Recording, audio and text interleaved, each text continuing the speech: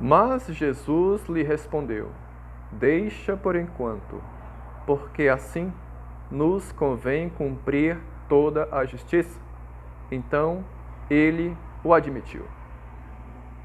O que quer dizer nos convém cumprir toda a justiça?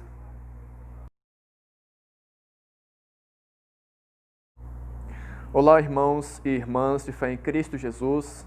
Eu quero saudar todos com a paz e com a graça de nosso Deus. Amém. Irmãos, lancei uma pergunta aqui, dizendo o seguinte: o que quer dizer com nos convém cumprir toda a justiça?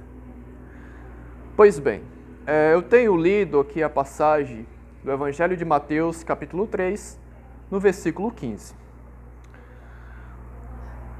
Onde Jesus, ele fala para João Batista, dizendo: Deixa por enquanto, porque assim nos convém cumprir toda a justiça.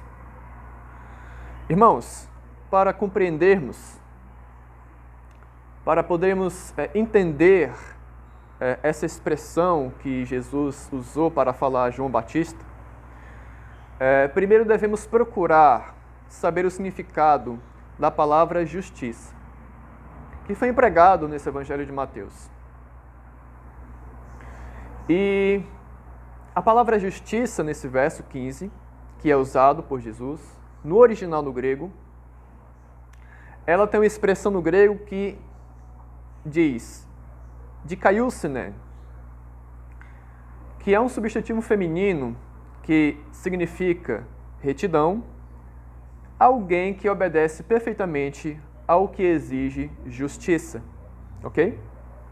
A palavra justiça nesse versículo, no grego é dikaiosune, que significa retidão, alguém que obedece perfeitamente ao que exige justiça.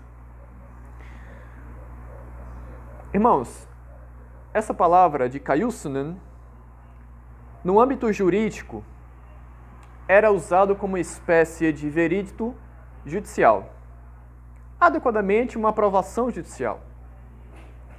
Essa palavra no Novo Testamento é um termo regularmente usado para a aprovação judicial de Deus, ok?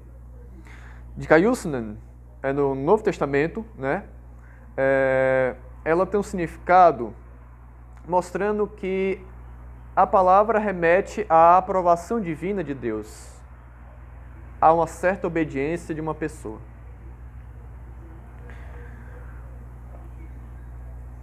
Nós precisamos observar e entender todo o contexto do capítulo 3, onde está inserido o versículo 15, que eu tenho citado aqui. Pois bem, nos versos 1 ao 10º, é nos apresentado a missão de João Batista de chamar e batizar pessoas para a confissão de pecados, para o arrependimento de pecados, para preparar a vida dessas pessoas para a vinda de Jesus Cristo, né? Para a sua primeira vinda, e andarem nos seus caminhos, como é descrito no verso 3 deste capítulo. Vou estar lendo aqui o verso 3, que diz o seguinte: Porque este é o referido por intermédio do profeta Isaías, voz do que clama no deserto, preparai o caminho do Senhor, endireitai as suas veredas. Ou seja, João Batista, através do profeta Isaías, ele é descrito como alguém que seria o precursor da vinda de Jesus Cristo, nosso Senhor, daquele que iria preparar a missão do Filho, que iria iniciar a missão do Filho de Deus, de nosso Senhor Jesus Cristo, aqui na terra, quando ele se encarnou, quando ele se tornou homem, certo? Ele recebeu o ofício de ser o precursor da missão de Jesus Cristo. João Batista, ele veio também exercer uma missão de chamar e batizar pecadores para a confissão de pecados. Caso contrário, se os homens não confessarem os seus pecados, não se arrependerem, não forem batizados, não crerem em Jesus Cristo, eles serão cortados da árvore e lançados ao fogo, que é o inferno, que é o tormento eterno, o sofrimento eterno. Nos versos 11 a 12, irmãos, o próprio João Batista faz uma distinção, uma diferença de sua missão com a missão do Senhor Jesus. Ele faz a diferença, certo? Dizendo o seguinte: eu vos batizo com água para o arrependimento. Aí, no mesmo versículo, ele diz o seguinte: mas aquele que vem depois de mim é mais poderoso do que eu, cujas sandálias não sou digno de levar. Ele vos batizará com o Espírito Santo e com fogo. A sua pá, verso 12, ele a tem na mão e limpará completamente a sua ira. Recolherá o seu trigo no celeiro, mas queimará a palha em fogo inextinguível. Ou seja, João Batista faz uma certa diferença na sua missão aqui na terra com a missão de Jesus Cristo também aqui na terra.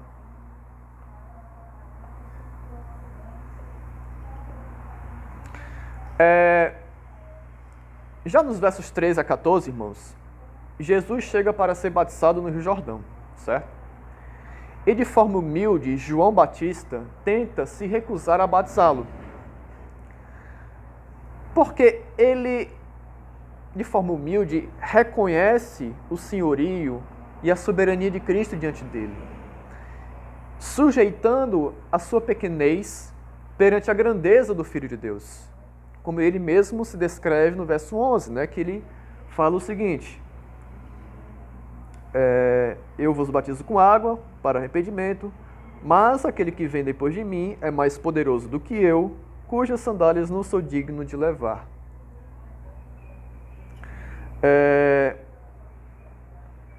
Essa recusa de João Batista a batizar Jesus, ele está descrito no versículo 14, né? Que ele fala o seguinte para o Senhor Jesus: eu é que preciso ser batizado por ti, e tu vens a mim? Né? Ele pergunta a Jesus, ele questiona o Senhor Jesus.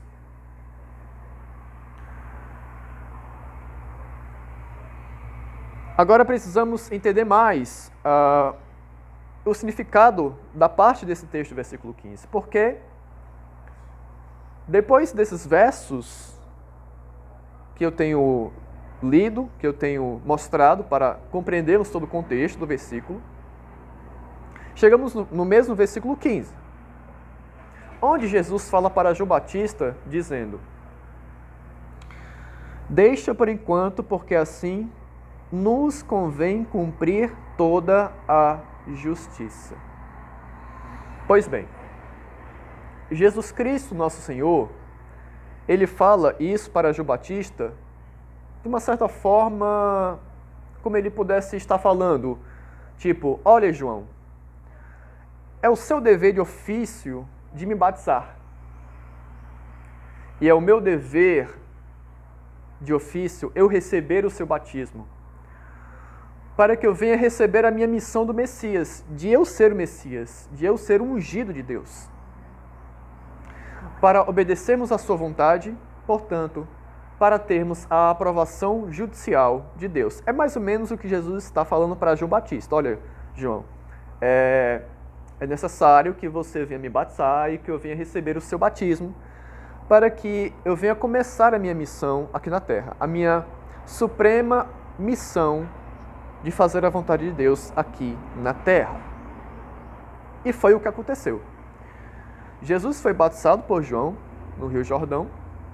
De repente, Deus abre os céus para enviar o seu Espírito Santo em forma de pomba, para ungir o seu Filho, ungir Jesus Cristo, para tornar Jesus o Messias que foi prometido lá no Antigo Testamento, através dos profetas. Isso está escrito no versículo 16, que diz: batizado Jesus, saiu logo da água, e eis que se lhe abriram os céus, e viu o Espírito de Deus descendo como pomba, vindo sobre ele. Ok? Era necessário Jesus receber o batismo de João para que ele viesse a receber a unção do Espírito de Deus e começar o seu ministério aqui na terra. E Deus, ungindo Jesus Cristo pelo seu Espírito, ele expôs a obediência inicial de Cristo no batismo. Que Jesus conseguiu a sua aprovação divina por ele ter recebido o batismo, dizendo no verso 17: E eis uma voz do céu que dizia: Este é o meu filho amado, em quem me comprazo. Este é o meu filho amado, em quem eu me agrado. Em quem eu me agrado. Jesus recebeu o batismo, ele fez a vontade de Deus, cumpriu a aprovação judicial de Deus, então, portanto, Deus, em resposta, ele declara para Jesus Cristo, diante de todos ali, presentes no Rio Jordão: Este é o meu filho amado, em quem me comprazo. É este que me obedece perfeitamente, que me agrada.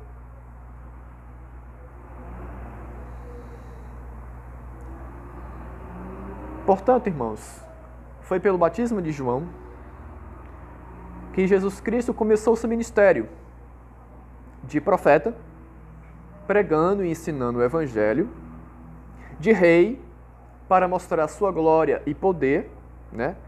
Por isso que ele conseguiu curar os doentes, expulsar demônios, ressuscitar mortos, fazer grandes maravilhas com os seus sinais e poder. E também para exercer o ofício de sumo sacerdote, porque ele foi obediente até a morte, e morte de cruz, como Filipenses diz. Ofício de sacerdote, onde ele iria ser o intercessor, o expiador de pecados, o fiador de pecados dos pecadores, dos homens, e mediador entre Deus e os homens, aquele que iria representar os homens diante de Deus.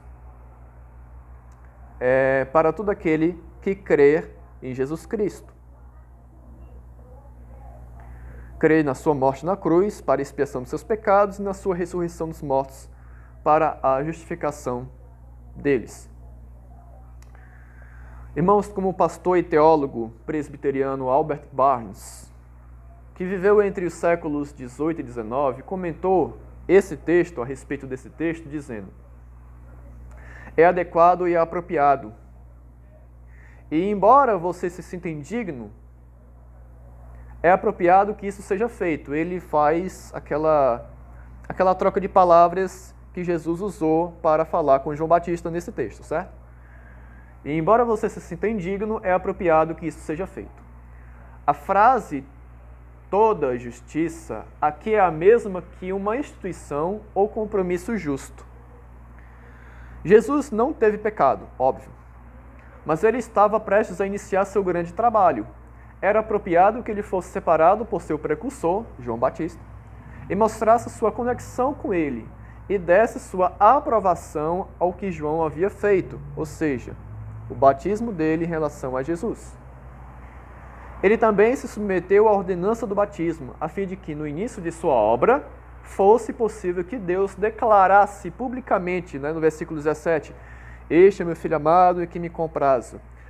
Que Deus declarasse publicamente sua aprovação dele e sua nomeação solene ao ofício do Messias. É o que aconteceu. Essa explicação de Albert Barnes é o que aconteceu nesse texto, versículo 15.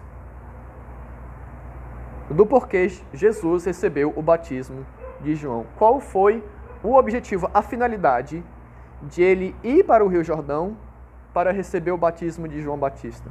Para que Deus declarasse publicamente sua aprovação dele em relação a Jesus Cristo, a obediência de Cristo Jesus a Deus e de sua nomeação solene, oficial, a Jesus como Messias de Deus.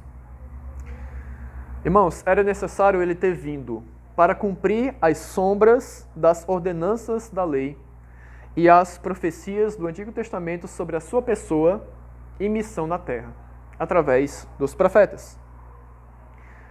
Como o Senhor Jesus Cristo mesmo disse em Mateus 5, verso 17: Não penseis que vim revogar a lei ou os profetas. Não vim para revogar, vim para cumprir.